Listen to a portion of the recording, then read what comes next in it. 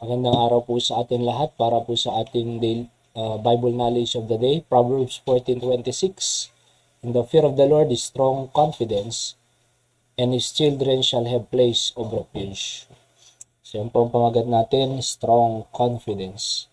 Yung fear po dyan ay hindi po yung takot na takot sa tao, takot sa ulan, takot sa ano paman, kundi reverential fear po yan.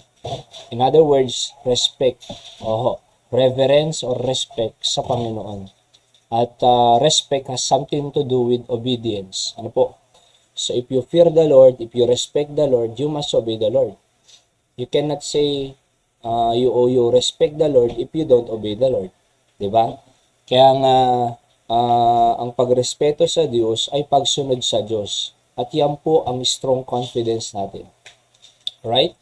So, matibay na ating pong confidence, yung talgad ti Ilocano na di ba? Yung ating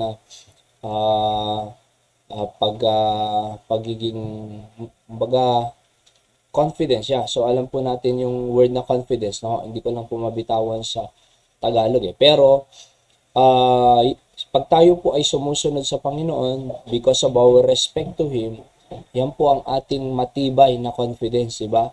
Matibay na lakas sa ating pong buhay.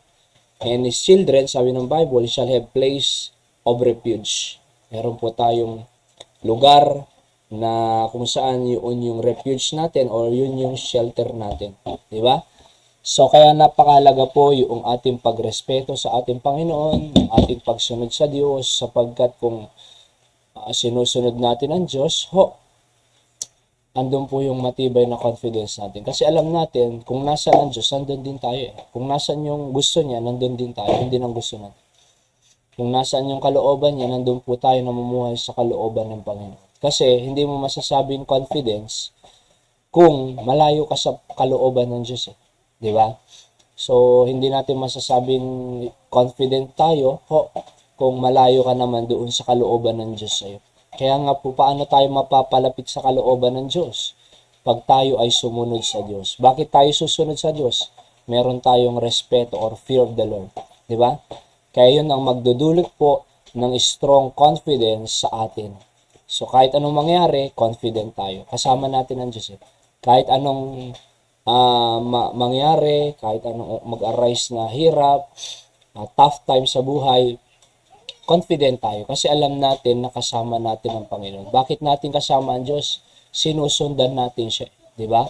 Sa pamamagitan ng kanyang salita. Kaya nagsisimba tayo, Sunday morning, Sunday night, Thursday night, soul winning tayo, nagdi-disciple tayo, and nag-i-involve tayo sa ministry. Siyang ating confidence.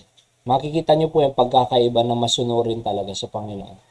And yung mga disobedience children of God. Kaya manatili po tayo sa kalooban ng Panginoon. Yan po ang ating Bible knowledge of the day. God bless you.